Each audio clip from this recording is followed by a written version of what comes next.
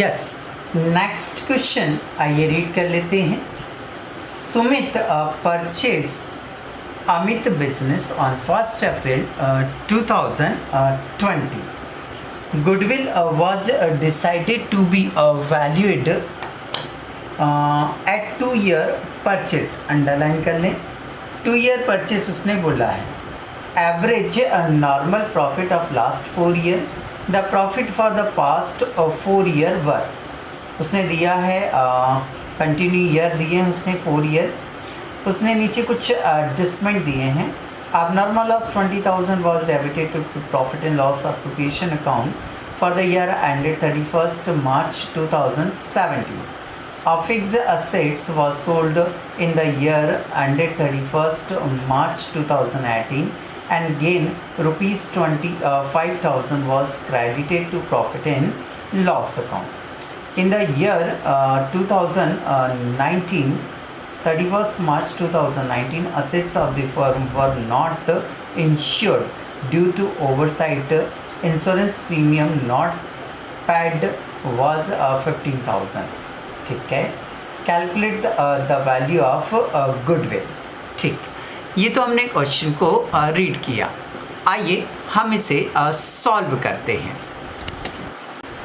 Yes, question read करने के बाद आइए इसे हम सॉल्व करते हैं। सॉल्व करने के पहले हमें क्या करना पड़ेंगे, कुछ कॉलम्स बनाने पड़ेंगे। तो कॉलम्स में हमने सबसे पहले एक तो ईयर का कॉलम बनाया, फिर एक प्रॉफिट का कॉलम बनाया, फिर एक एबनॉर्मल लॉस का कॉलम बनाया जो कि प्लस होता है, फिर एबनॉर्मल गेन का कॉलम बनाया जो कि क्या होता है, माइनस। जो एबनॉर्मल होते हैं उनके इफ़ेक्ट हमने अपोजिट दिए। जनरली गेन को प्लस करते हैं तो हमने क्या किया, माइनस। लॉस को माइनस करते हैं तो हमने क्या किया, प्लस। तो जो एबनॉर्मल है उनमें अपोजिट इफ़ेक्ट, और जो नॉर्मल है उनमें अकॉर्डिंग टू रूल इफ़ेक्ट। मतलब नॉर्मल जैसे लॉस है तो लॉस माइनस होता है, माइनस ही करा हमने। नॉर्मल गेन प्लस होता है तो प्लस ही करा हमने। तो ऐसे एडजस्टमेंट के लिए कितने कॉलम बना लेते हैं हम, 4। इस प्रॉफिट में ये जो भी एडजस्टमेंट होंगे उन्हें एडलेस करके क्या निकालेंगे हम, नेट प्रॉफिट निकालेंगे। तो आइए क्वेश्चन में से वैल्यू फिलअप करते हैं हम। सबसे पहले उसने जो ईयर दिए हैं वो 4 ईयर हैं। कितने ईयर्स दे रखे हैं उसने, 4। तो ये हमने नोट कर दिया, 1 2 3 एंड 4। ओके, अब हमें क्या करना है कि इनके जो प्रॉफिट हैं वो नोट डाउन करना है। तो चलिए नोट डाउन करते हैं हम। सबसे पहले उसने जो दिया है वो 80,000 का प्रॉफिट है, ये लिख दिया मैंने। फिर 145 का प्रॉफिट है, मतलब 1,45,000 का प्रॉफिट है। देन फिर देखिए कितने का है, 1,60,000 का प्रॉफिट है। तो ये 1,60,000 आपने नोट डाउन कर दिया। फिर देखिए कितना है, 2 लाख का प्रॉफिट है। तो ये सारे प्रॉफिट ही हैं। चलिए ये अच्छी बात है कि ये सारे प्रॉफिट हैं। अब नीचे एडजस्टमेंट है, उसने लिखा हुआ है पहला कि एबनॉर्मल लॉस, मतलब यहाँ इस कॉलम में आना है अपने को। अब ईयर कौन सा है, तो ईयर उसने जो दिया है वो फर्स्ट ईयर से रिलेटेड है। किससे रिलेटेड है, फर्स्ट ईयर। डेट आप मैच करेंगे तो यहाँ क्या आ जाएगा, फर्स्ट ईयर से रिलेटेड है।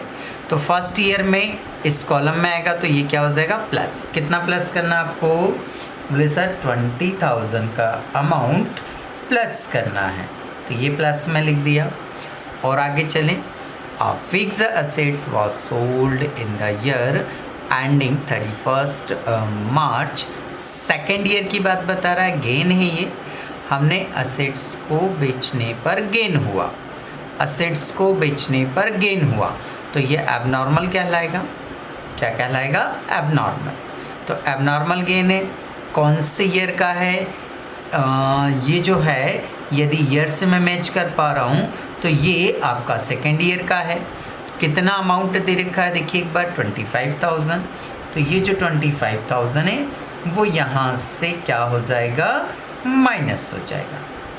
ठीक है, आगे पढ़ लेते हैं। आगे क्या है, आगे उसने लिखा हुआ है कि थर्ड ईयर में कौन से ईयर में? थर्ड ईयर में उसने इंश्योरेंस का अमाउंट देना है 15,000।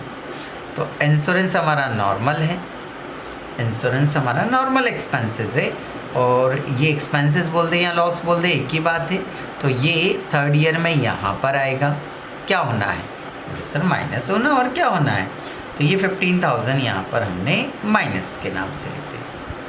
बस बाकी सब जगह क्या कर दीजिए आप? डैश कर दीजिए।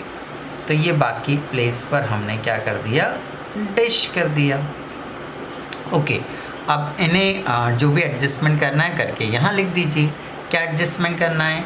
80,000 में 20,000 प्लस होगा, मीन्स क्या आ जाएगा आपका? 1 लाख रुपीज़। तो ये 1 लाख रुपीज़ हो गया। Then 145 minus 25 is equal 1,20,000। तो यहाँ आएगा आपका 1,20,000।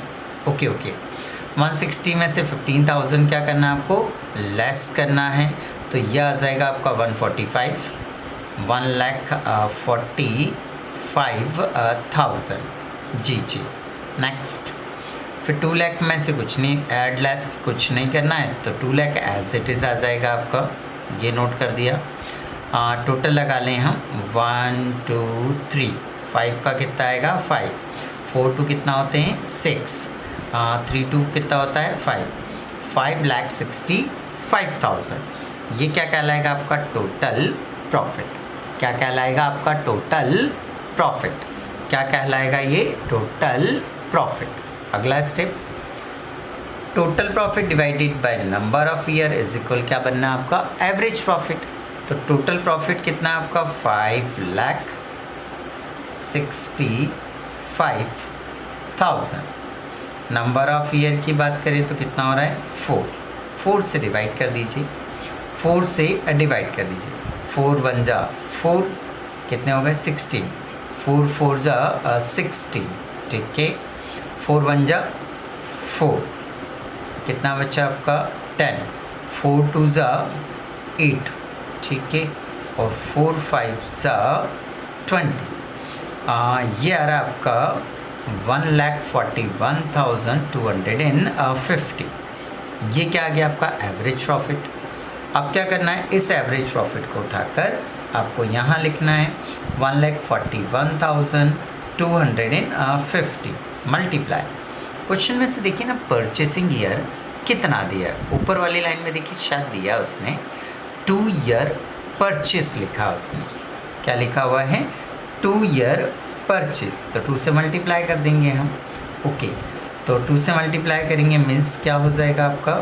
2514 28 और 2 30, ठीक है। 0 का 0, 5 दूनी 10 का 0 हंसे लगा 1, 2 दूनी 4 और 1 5, 2 एकम 2, 2 चौका 8 और 2 एकम 2। 2,82,500 रुपीज़। तो यहाँ आकर हमारा क्वेश्चन क्या हो जाता है? कंप्लीट हो जाता है।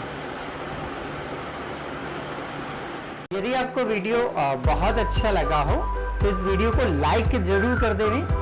लाइक करने के बाद में इसको शेयर करें यदि पसंद आया, ताकि आपको पसंद आया तो दूसरों को भी पसंद आए। देन जो रेड कलर का सब्सक्राइब का बटन होता है उसे प्रेस कर दें। साथ ही जो बेल आइकन होता है, घंटी वाला बटन, उसको भी प्रेस कर दें, ताकि नए नए नोटिफिकेशन आपको मिलते रहें। साथ ही इस वीडियो के बारे में आप कमेंट्स जरूर दें कि ये वीडियो आपको अच्छा लगा या नहीं लगा। Thank you for watching.